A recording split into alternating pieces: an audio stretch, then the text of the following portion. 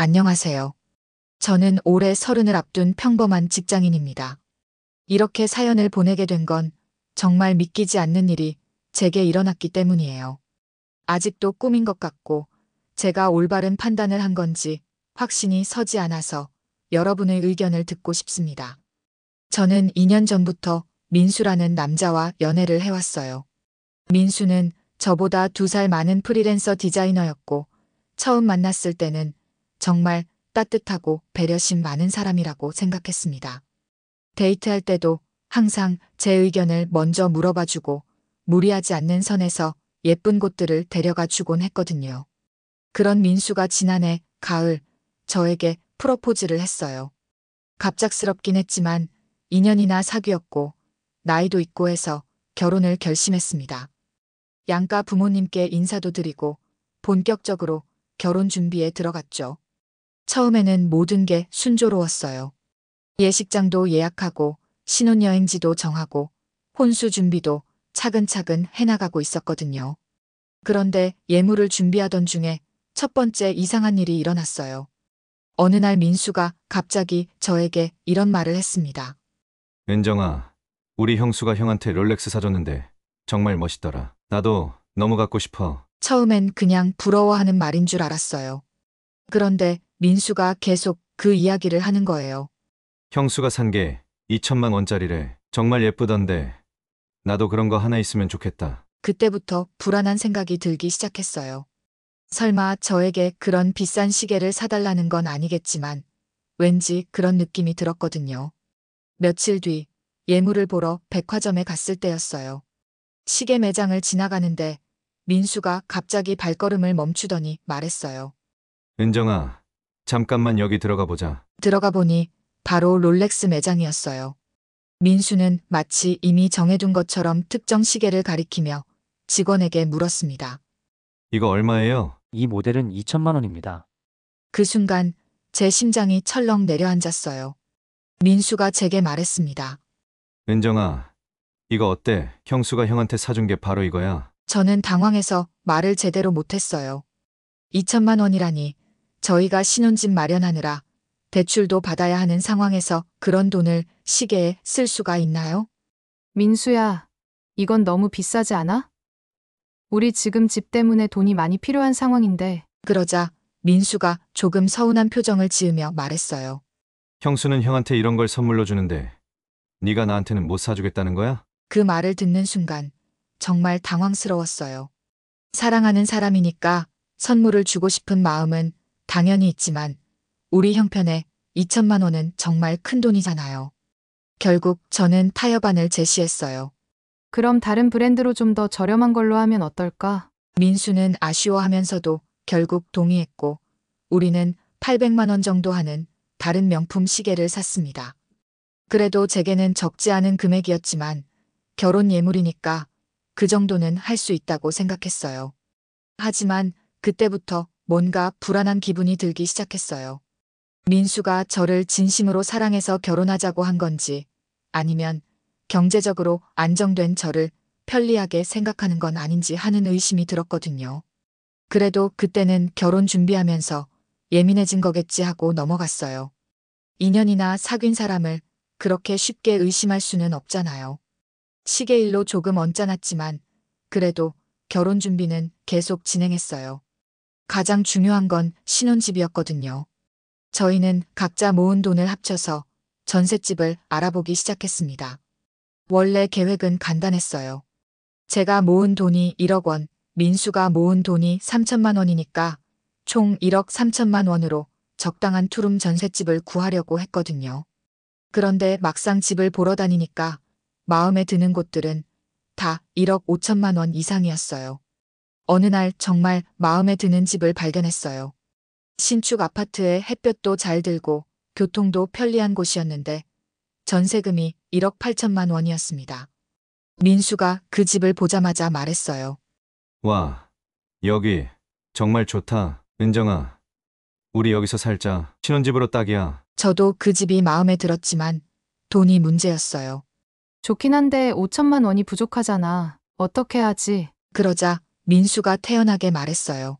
대출 받으면 되지. 요즘 신혼부부 대출 금리도 좋다고 하던데. 그래도 5천만 원은 너무 큰 금액 아니야? 괜찮아. 우리 둘이 벌면 충분히 갚을 수 있어. 결국 저희는 그 집으로 정했어요. 문제는 대출 신청을 할 때였습니다. 은행에서 서류를 검토하더니 직원이 말했어요. 프리랜서시라 소득 증빙이 좀 불안정하네요. 대출 한도가 많이 줄어들 것 같은데요. 민수는 당황하며 물었어요. 그럼 얼마나 받을 수 있어요? 2천만 원 정도가 한계일 것 같습니다. 순간 분위기가 차가워졌어요. 5천만 원을 대출받으려고 했는데 2천만 원밖에 안 된다니 결국 3천만 원이 더 필요한 상황이었거든요. 민수가 저를 보며 조심스럽게 말했어요. 은정아, 네가 대출 받을 수 있을까? 정규직이라 제 이름으로는 5천만 원 대출이 가능했어요. 결국 제가 혼자서 대출을 다 받게 됐습니다. 그런데 계약할 때 민수가 이런 말을 했어요. 집은 공동명의로 하자. 우리가 함께 산 거니까. 저는 깜짝 놀랐어요. 그런데 대출은 내가 다 받았잖아. 그래도 우리가 각자 모은 돈으로 산 거고. 결혼하면 부부잖아. 당연히 공동명의지. 뭔가 이상했지만 결혼을 앞둔 상황에서 돈 이야기로 싸우고 싶지 않았어요. 그래서 공동명의로 계약했습니다. 신혼집이 정해지고 나니 이번엔 혼수 문제였어요. 민수가 큰 소리를 쳤어요. 집은 네가 대출까지 받아서 마련했으니까. 혼수는 내가 다 책임질게. 걱정하지 마. 저는 정말 고마웠어요. 대출 부담이 컸는데 혼수까지 준비한다고 하니까 마음이 한결 가벼워졌거든요. 그런데 며칠 뒤 민수가 혼수 목록을 가져왔는데 깜짝 놀랐어요. 이거 다 중고나 전시 상품이네. 응. 어차피 쓰는 건데 굳이 새 걸로 살 필요 있어?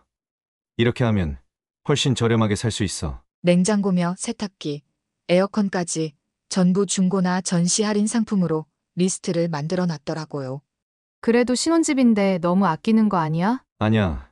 요즘 중고도 성능 좋은 게 많아. 그리고 남은 돈으로 더 중요한 데 쓰자. 그 더 중요한 데가 뭔지 물어봤더니 민수가 웃으면서 말했어요. 우리 부모님들께 효도 여행 보내드리자. 특히 우리 부모님은 신혼여행도 제대로 못 가보셨거든. 저는 정말 어이가 없었어요.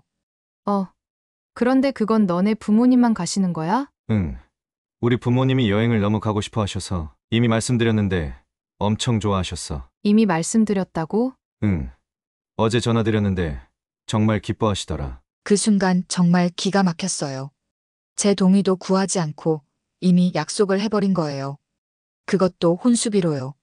민수야, 그런 건 미리 상의를 해야 하는 거 아니야? 그리고 우리 부모님은? 은정이 부모님도 나중에 기회가 되면. 나중에 기회가 되면이라니. 저는 정말 화가 났지만 이미 약속해버린 상황에서 뭐라고 할 수도 없었어요. 그날 밤 집에 돌아와서 곰곰 생각해봤어요. 시계도 그렇고 집 대출도 그렇고 이제 혼수비까지. 뭔가 이상하다는 생각이 들었어요. 민수가 저를 정말 사랑해서 결혼하려는 건지 아니면 그냥 편하고 경제적으로 도움이 되는 사람으로 보는 건 아닌지. 하지만 결혼식이 한 달도 안 남은 상황이었어요. 이미 예식장도 예약했고 하객 초대장도 다 보낸 상황에서 뭘 어떻게 할 수 있겠어요. 그래서 그냥 참기로 했습니다. 그렇게 마음속에 불만을 꾹꾹 눌러 담은 채로 결혼식 날이 다가왔어요. 사실 혼수 문제로 기분이 좀 상했지만 그래도 결혼식이라는 게 인생에 한 번뿐이잖아요. 예쁜 드레스도 입고 부케도 들고 꿈꿔왔던 순간이니까 기분을 좋게 먹으려고 애썼어요. 결혼식 당일 아침, 저는 새벽 5시부터 일어나서 준비를 시작했어요. 헤어 메이크업을 받고 드레스를 입고 정말 예쁘게 꾸몄거든요. 거울을 보니까 제가 이렇게 예쁠 수도 있구나 싶을 정도였어요. 그런데 화장을 마치고 드레스를 입고 있을 때였어요. 민수가 저에게 와서 이런 말을 했습니다. 와, 은정아, 정말 예쁘다. 진짜 공주 같아. 저는 정말 기뻤어요. 결혼식 날 신랑이 이렇게 예쁘다고 해주니까 그동안의 모든 불만이 다 사라지는 것 같았거든요. 그런데 민수가 이어서 한 말에 순간 얼어붙었어요. 근데 은정아, 다 완벽한데 한 가지만 아쉽네. 뭐가 아쉬워? 민수가 제 손목을 보면서 말했어요. 시계. 네가 나한테 사준 시계는 정말 예쁘고 좋은데 네 시계가 좀 아쉬워. 오늘 같은 날엔 커플 시계를 하면 더 예뻤을 텐데. 순간 무슨 말인지 이해가 안 됐어요. 커플 시계. 응. 나한테 사준 것처럼 비슷한 걸로 니도 하나 있으면 좋겠어. 그럼 정말 완벽했을 텐데. 그 순간 정말 기가 막혔어요. 결혼식 당일 아침에 그것도 제가 드레스까지 다 입고 예쁘게 준비한 상황에서 또 시계 이야기를 꺼내는 거예요. 민수야, 지금 무슨 소리야? 결혼식 당일에 갑자기 시계 이야기를? 아니, 그냥 아쉽다는 말이야. 네가 나한테 800만 원짜리 시계 사줬는데 네 시계는 50만 원짜리잖아. 좀 안 어울리는 것 같아서. 저는 정말 어이가 없었어요. 제가 쓰고 있던 시계는 대학교 졸업할 때 부모님이 사주신 거였거든요. 비싸지는 않지만 저에게는 정말 소중한 시계였어요. 민수야, 이 시계는 우리 부모님이 사주신 거야. 그리고 지금이 그런 이야기 할 때야? 그러자 민수가 조금 짜증나는 투로 말했어요. 알겠어. 알겠어. 그냥 좀 아쉽다는 말이었는데 왜 이렇게 예민하게 받아들여? 예민하게 받아들인다고요? 결혼식 당일 아침에 신부에게 네 시계가 아쉽다고 말하는 게 정상적인 건가요? 저는 정말 화가 났지만 참았어요. 이미 하객들이 다 와 있는 상황이고 1시간 뒤면 식이 시작될 예정이었거든요. 결혼식을 망칠 수는 없잖아요. 민수야, 오늘은 우리 결혼식이야. 제발 그런 이야기는 하지 말자. 응. 미안해. 그냥 네가 더 예뻐 보였으면 해서 그런 거였어. 더 예뻐 보였으면 해서라니. 제가 지금 충분히 예쁘지 않다는 뜻인가요? 그 후로 결혼식 내내 기분이 이상했어요. 웨딩마치가 울리고 아버지 손을 잡고 버질로드를 걸어갈 때도 자꾸 민수의 그 말이 생각났어요. 다 완벽한데 한 가지만 아쉽네. 그 말이 머릿속에서 계속 맴돌았거든요. 식이 진행되는 동안에도 마음이 편하지 않았어요. 하객들이 박수를 쳐주고 축하해 주는데도 뭔가 공허한 기분이었어요. 신랑이 신부인 저를 보면서 아쉽다고 말하는 결혼식이 과연 정상적인 건가 싶었거든요. 특히 부케를 던질 때가 제일 기억에 남아요. 보통 그때가 제일 행복한 순간이잖아요. 그런데 저는 부케를 던지면서 이런 생각이 들었어요. 이 결혼이 정말 맞는 걸까? 식이 끝나고 사진 촬영을 할 때도 마찬가지였어요. 사진사가 신랑 신부님, 더 다정하게 안아주세요 하면서 포즈를 잡아줄 때마다 민수의 아침 발언이 자꾸 생각났어요. 하객들과 인사를 나눌 때는 더 힘들었어요. 친구들이 은정아, 정말 예쁘다.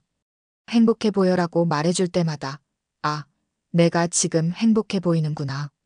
그런데 왜 이렇게 마음이 무거울까? 하는 생각이 들었거든요. 어머니가 제 손을 잡고 딸, 정말 예쁘다. 행복하게 살아라라고 말씀하실 때는 눈물이 날 뻔했어요. 행복하게 살 수 있을까요? 결혼 첫날부터 이런 말을 듣는데 결혼식이 끝나고 집으로 돌아와서도 기분이 이상했어요. 민수는 오늘 정말 수고했어. 예뻤어 라고 말했지만 아침에 했던 그 말 때문에 전혀 기쁘지 않았어요. 그날 밤 잠자리에서 민수가 물었어요. 은정아, 왜 기분이 안 좋아 보여? 피곤해? 저는 정말 솔직하게 말했어요. 아침에 시계 이야기한 것 때문에 기분이 상했어. 그러자 민수가 웃으면서 말했어요. 그거 그냥 농담이었는데 아직도 기분 나빠해? 예민하긴. 농담이었다고요? 신부에게 아쉽다고 말하는 게 농담이라고요? 그날 밤 저는 잠을 제대로 이루지 못했어요. 과연 이 사람과 평생을 살 수 있을까 하는 생각이 계속 들었거든요. 하지만 이미 결혼을 했는데 뭘 어떻게 하겠어요. 그냥 참고 살아야겠다고 생각했어요. 그런데 진짜 문제는 신혼여행에서 터졌습니다. 결혼식을 마치고 하루 뒤 저희는 신혼여행을 떠났어요. 원래 계획했던 곳은 몰디브였는데 민수가 정말 가고 싶어 했던 곳이었거든요. 사실 저는 일본이나 유럽 쪽을 가고 싶었는데 민수가 평생에 한 번뿐인 신혼여행인데 특별한 곳으로 가자며 고집을 부렸어요. 몰디브 항공료만 해도 2명에 300만 원이 넘었고 숙박비까지 하면 총 700만 원 정도 들었어요. 제가 대출받은 돈으로 집도 마련하고 결혼식 비용도 많이 들어간 상황에서 부담스러웠지만 그래도 신혼여행이니까 참고 갔어요. 공항에 도착해서 출국 수속을 마치고 비행기 탑승까지 시간이 좀 남았어요. 민수가 그러더라고요. 은정아, 면세점 구경하자. 오랜만에 나온 거니까. 저도 면세점 구경하는 걸 좋아해서 같이 돌아다녔어요. 화장품도 보고 향수도 보고 이것저것 구경하면서 즐거운 시간을 보내고 있었는데 갑자기 민수가 발걸음을 멈추더니 어느 매장을 가리키며 말했어요.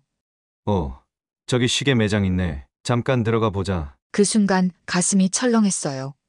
설마 또 시계 이야기는 아니겠지 했는데 불길한 예감이 들었거든요. 민수야, 비행기 시간도 얼마 안 남았는데 굳이? 잠깐만 구경하고 올게. 해외 면세점 시계가 얼마나 저렴한지 궁금해. 결국 따라 들어갔는데 역시나 롤렉스 매장이었어요. 민수는 마치 이미 정해둔 것처럼 직원에게 다가가서 물었어요. 이 모델 얼마예요? 바로 그 2천만 원짜리 시계였어요. 결혼 예물 준비할 때 봤던 바로 그 시계. 직원이 대답했어요. 면세점 가격으로 1,800만 원입니다. 민수의 눈이 반짝였어요.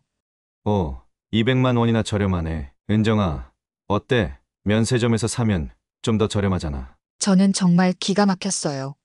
신혼여행 첫날, 그것도 공항에서 또 시계 이야기를 꺼내는 거예요. 민수야, 지금 뭐 하는 거야? 우리 신혼여행 가는 길인데. 그냥 구경하는 거잖아. 면세점 가격이 얼마나 저렴한지 알아보고 싶어서. 하지만 민수의 표정을 보니까 단순히 구경만 하려는 게 아니라는 걸 알 수 있었어요.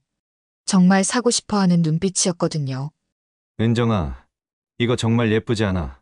형수가 형한테 사준 거랑 똑같은 모델이야. 또 형수 이야기가 나왔어요. 저는 참다 못해 말했어요. 민수야, 제발 그만해. 우리 신혼여행인데 시계 구경이 그렇게 중요해? 그러자 민수가 조금 서운한 표정을 지으며 말했어요. 뭐 그렇게 예민하게 굴어. 그냥 구경하는 건데. 예민하게 군다고요? 신혼여행 첫날부터 2천만 원짜리 시계 구경하자고 하는 게 정상적인 건가요? 저는 민수의 팔을 잡고 매장 밖으로 나왔어요. 그런데 나오면서 민수가 중얼거린 말을 들었는데 정말 충격적이었어요. 아, 이번 생에는 못 사겠네. 그냥 모조품이라도 사서 선물 받았다고 해야겠다. 그 순간 저는 정말 어이가 없었어요. 모조품이라도 사서 선물 받았다고 하겠다고요? 그럼 지금까지 제가 사준 800만 원짜리 시계는 뭐가 되는 건가요? 민수야, 지금 뭐라고 한 거야? 아무것도 안 했는데. 모조품 사서 선물 받았다고 한다고 했잖아. 민수가 당황하며 말했어요. 아, 그거. 그냥 농담이야. 농담. 또 농담이라고 하네요. 결혼식 날도 농담, 지금도 농담. 도대체 뭐가 진심이고 뭐가 농담인지 모르겠어요.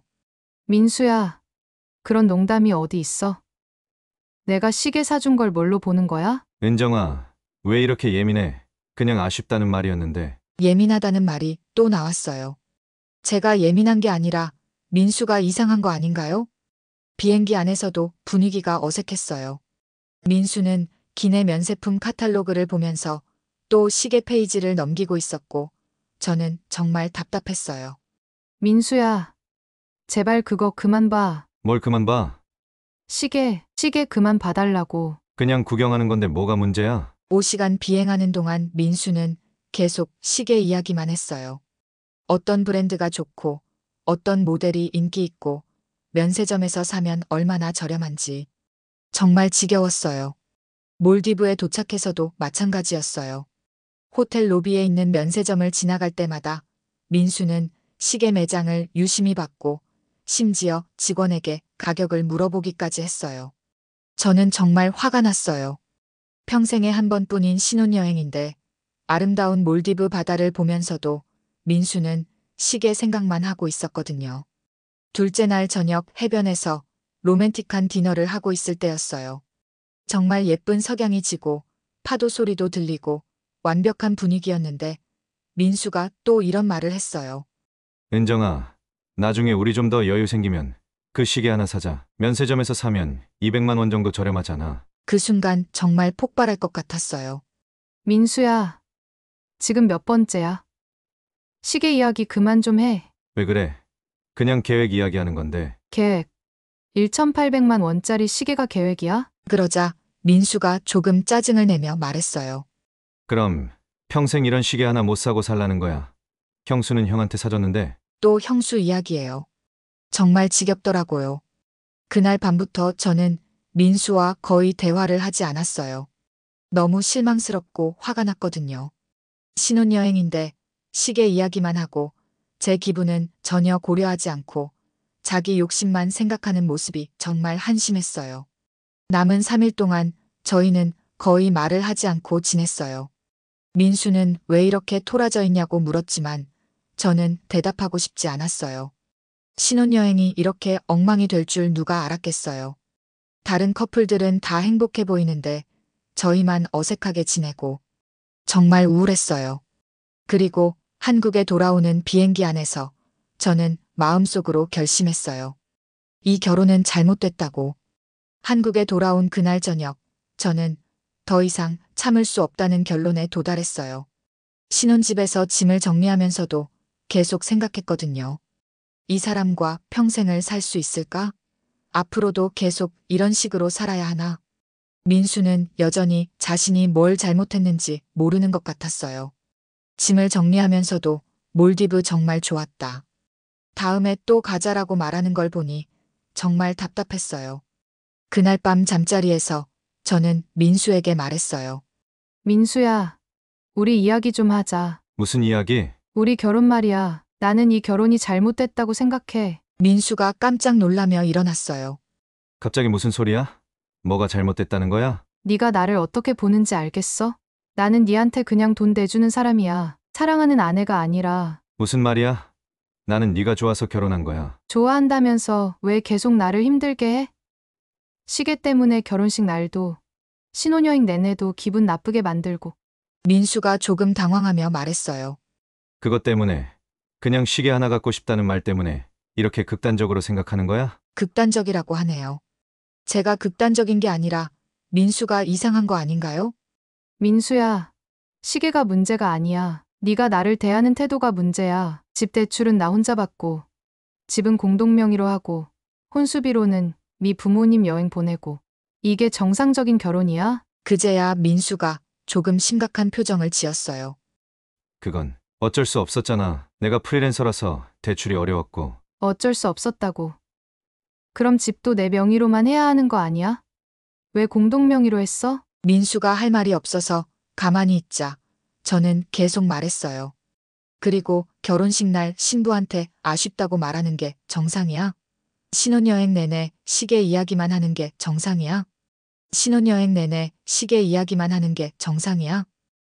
그건 미안해. 앞으로 조심할게. 조심할게.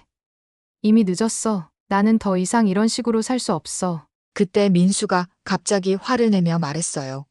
그럼 어떻게 하자는 거야? 고작 시계 때문에 이혼하자는 거야? 고작 시계 때문이라고 하네요. 아직도 모르는군요. 고작 시계.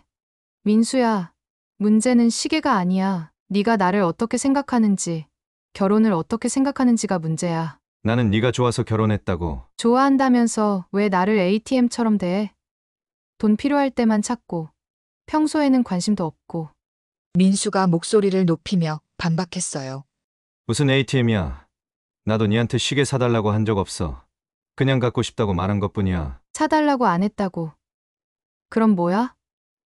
결혼식 날까지 시계 이야기하고, 신혼여행 내내 시계 매장 들어가고.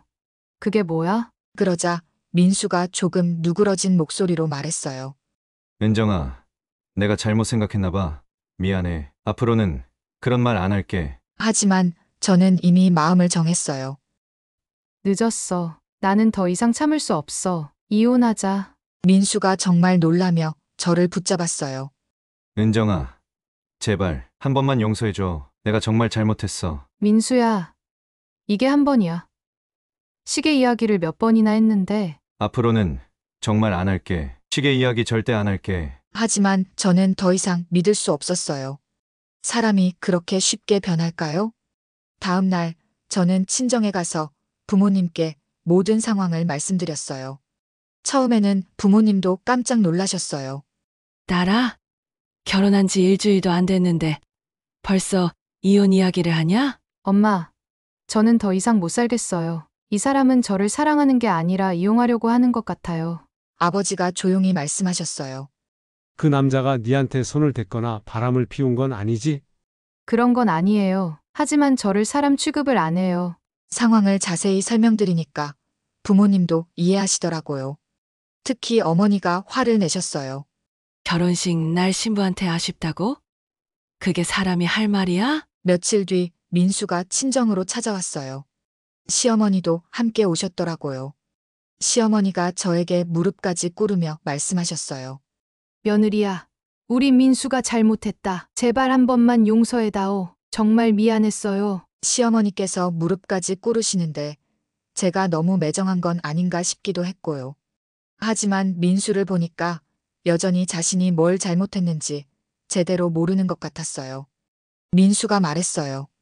은정아, 내가 시계 이야기를 너무 많이 한 것 같아. 미안해. 앞으로는 그런 말 절대 안 할게. 민수야, 아직도 몰라?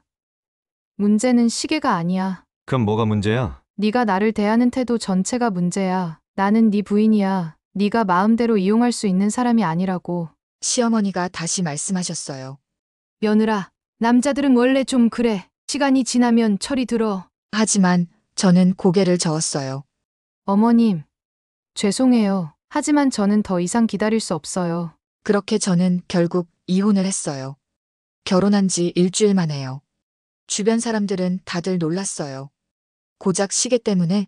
라고 말하는 사람들도 있었고요. 하지만 저는 후회하지 않아요. 제가 만약 그때 참고 넘어갔다면 평생 그런 식으로 살았을 거예요. 저를 존중하지 않는 사람과 함께 말이에요. 지금은 혼자 살고 있어요. 신혼집 대출금은 제가 다 갚고 있고 경제적으로는 힘들지만 마음은 편해요. 적어도 누군가 저를 ATM 취급하지는 않거든요. 최근에 민수에게서 연락이 왔어요. 다시 만나서 이야기해보자고 하더라고요. 하지만 저는 거절했어요. 이미 끝난 일이니까요. 여러분은 어떻게 생각하세요? 제가 너무 성급하게 판단한 걸까요? 아니면 잘한 걸까요? 사실 가끔은 혼자 있을 때 내가 너무 심했나 싶은 생각도 들어요.